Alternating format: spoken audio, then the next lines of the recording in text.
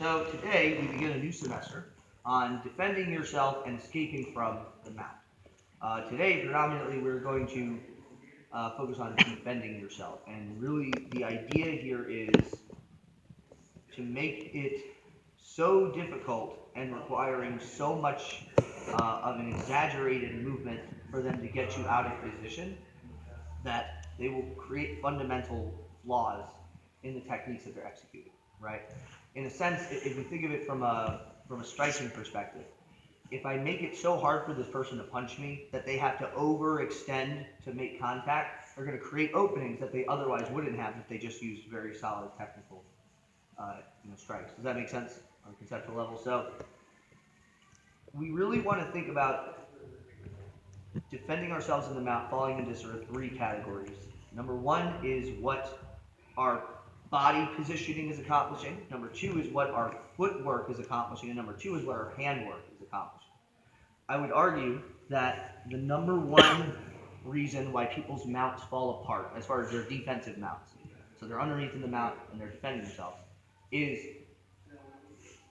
confusing what needs to accomplish what. Okay?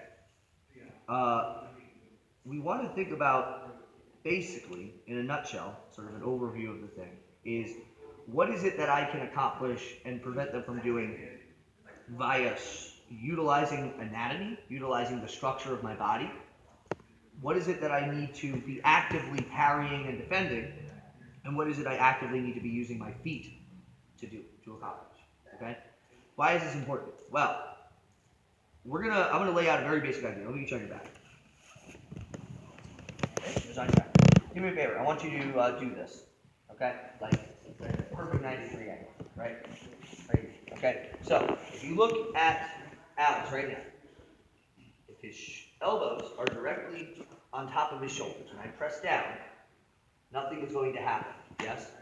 Because it's anatomy. It's structure, right? Okay. But what happens if? So I'm pressing straight down, right? What happens if his elbow is a little bit past his shoulder? What's going to happen if I put all my weight down on this? It's going to collapse, right? What if it's a little bit this way? What happens if I put my weight straight down on this? It's going to collapse, right? Okay? The second that the alignment from his elbow to his shoulder is broken, this positioning becomes, his arm positioning becomes compromised. Does that make sense? Does everyone get where I'm coming from here? Okay? Further, okay? If I wanted to, let's say, move his elbows out of the position back this way, well, as long as his arms are here, like say you take your elbows and put them against your sides and you hold the chain gun, right? I'm going to try to push up. Well, look at that, guys, right? What do I hit? That same frame of the arm. You guys see what I'm doing here?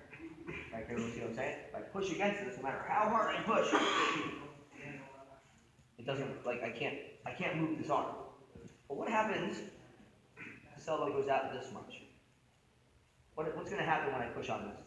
It will go up, right? What happens if it goes up this much? It goes up. Okay? Does that make sense? So, what we have to identify, this is where we're going to start out with, is what structure will accomplish and what it won't accomplish. So let me switch positions. We're going to get to the mount. On top of the mount. A thing that people learn very early on is what's called the Brazilian prayer.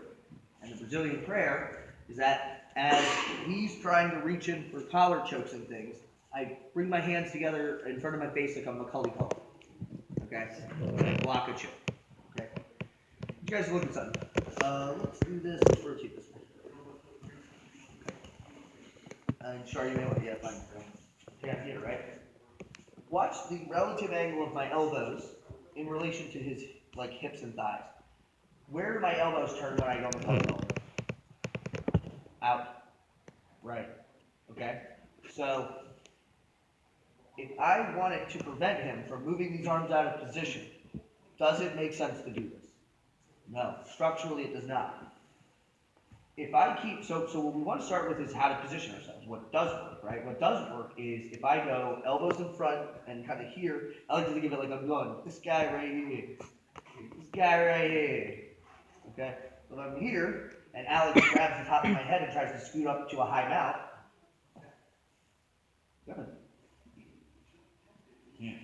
he's hitting, you can ask him, he's hitting the bone of my arm, right? Like 100% doing it. Right, he hits structure. I do this, go ahead and do the same thing. Boom, my elbows bow out. Just that little adjustment, okay? So you might ask yourself, like, how do I stop this guy from choking? Okay? Which we'll get into that in a minute. But what we have to identify is, first, structure will not stop him from choking. Because if I commit structure to stop him from choking, i.e. I commit my positioning of my arms that I hold as being the things that stops and protects my neck, I am naturally exposing my arms. I'm naturally exposing them being able to climb up high and get to my sternum. Does that all make sense so far, guys? So what I want to think about here is, again, this guy right here, straight lines, elbows down low, like kind of against my rib cage, and everything should be in a straight line, okay? My feet at this point, and this is where we start getting to footwork, are going to be actively participating in this process. If he does manage to grab the top of my head and try to scoot up the high mount, and he starts to get some ground, go ahead and get a little bit of ground. I'll be loose. Go ahead. Good. Let's keep walking. Right? Likewise, as we established in the previous drill, let's say that he manages to get this elbow out of position enough to slide this knee up and get that S mount. Right, go ahead. Elbows go back. At this point, he doesn't have an arm. Right? He certainly should. Okay? If he keeps committing, trying to get to that S mount, right? He's going to put himself off balance. We'll go into that more when we start talking about armbar defense and stuff. But the first principle is, I'm always trying to go back, so invisible opponent, to putting structure in the way. Not here, I'm not here, right? I'm not, I'm not grabbing my collars, that's stupid. I'm not doing any of this stuff. I am this guy right here. Elbows against my ribs. Strong, straight lines. You guys, you can see it looks like I have a straight line, parallel lines stacked on top of each other. At this point, if they try to scoot high, you'll feel it. You'll feel it in your shoulder. You'll feel them like push your shoulder up. But they will not move your elbows up. Play around with that and play around with doing this. So does anybody just see that high mount transition just to identify what it is that we're protecting ourselves against? Does anyone not understand what we're doing there? Roll once, twice. Excellent. We're all good to go. So I want you to start out with your partner. Again, this guy right here. Can you see anything else? Kill it. This guy right here, right? Elbows tight, right? Everything's in a straight line. If they try to scoot up to get the high mount, you should feel it on structure. If they manage to get your elbows up a little, walk. Walk. Walk. We're going to do a little bit of shoulder shimmying. Just kind of walk, shoulder walk and foot walk. If they get the angle, same here, right? If they get the angle, same here. Does that make sense? Does anybody have any questions about that? No? All right, let's go ahead and work it out. 1, 2, 3.